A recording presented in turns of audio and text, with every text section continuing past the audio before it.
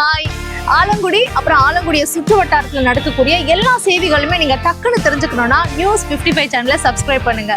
உங்க வீட்டை சுத்தி ஏதோ ஒரு திருவிழா நடக்குது, இல்ல ஏதாவது ஒரு பிரச்சனை நீங்க பாக்குறீங்க அப்படின்னா அதை நீங்க செய்தியா மாத்தணும் அப்படின்னா இந்த ஸ்கிரீன்ல தர நம்பருக்கு கான்டாக்ட் பண்ணுங்க. ஆலங்குடியை சுத்தி நடக்கக்கூடிய எல்லா விஷயங்களையுமே டான்னு தெரிஞ்சுக்கோங்க.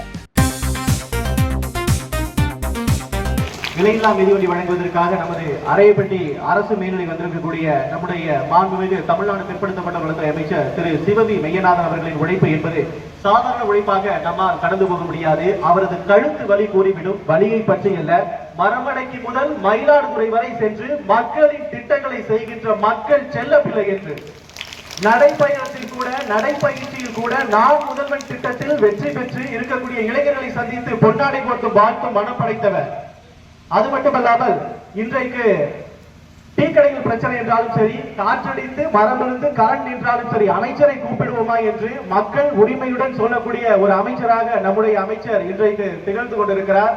அது மட்டுமல்லாமல் இன்றைக்கு விலையில்லா மிதிவண்டி வழங்க வருகை தந்திருக்கும் நம்முடைய அமைச்சர் ஒரு காலத்தில் எதிர்கட்சி சட்டமன்றத்தில் வரிசையில் இருக்கின்ற பொழுது இதே போல மிதிவண்டி வழங்கிய பொழுது அவர் அத்துமீறி இன்றைக்கு மிதிவண்டிகளை வழங்கிவிட்டார் என்று அவர் மீது பொய் வழக்குகள் போடப்பட்டது. ஆனால் அந்த பொய் வழக்குகளை தகர்த்தெறிந்து இன்றைக்கு அவருடைய துறையிலேயே இந்த விலையில்லா மிதிவண்டிகளானது அனைத்து பள்ளிகளிலும் வழங்கப்பட்டு வருகிறது என்றால் அவரது உழைப்பு என்பது சாதாரண உழைப்பாக நம்மால் கடந்து போக முடியாது. ஏனென்றால் இன்றைக்கு நம்ம அனைவருக்கும் ஒரு முன்மாதிரியாக நான் கலைஞர் தொலைக்காட்சியில் கிட்டத்தட்ட 8 வருடங்களுக்கு மேலாக செய்தி வாசிப்பாளராக பணிபுரிந்திருக்கிறேன்.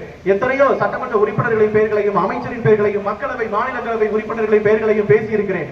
ஆனால் ஒரு புல்லட்டின், அதாவது ஒரு செய்தியில 45 செய்திகள் இருக்கும் ஒரு புல்லட்டின் படிக்கும் பொழுது சோர்ந்து விடுவோம். ஒரு 1200 மீட்டர் ஓட்டப்பந்தயம் ஓடினால் எப்படி நம்முடைய உடல் சோர்வு ஏற்படுமோ அதே போல செய்தி வாசிக்கும் பொழுதும் நமக்கு அந்த உடல் சோர்வு ஏற்படும். அப்பொழுது இவருடைய செய்தி வருகின்ற பொழுது, அமைச்சர் மெய்யநாதன் என்று வருகின்ற பொழுது நான் புத்துணர்வுடன் அடுத்த செய்தியை படிப்பதற்காக செல்வேன். ஏன்னா இவர் நம்முடைய அடையாளம் அப்படிங்கிறது என் மனசுல பதியும். அப்பவே பக்கத்துல இருக்க ஆங்கர்ஸ்லாம் கேட்பாங்க, உங்க ஊர் செய்தியோட உங்க அமைச்சர் செய்தியோட நல்லா படிக்கிறீங்க அப்படின்ட்டு.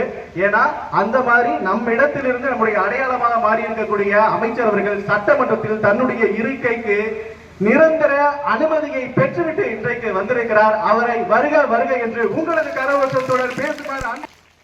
ஆலங்குடியோட எல்லா நிகழ்ச்சிகளும் செய்திகளா மாறணுமா?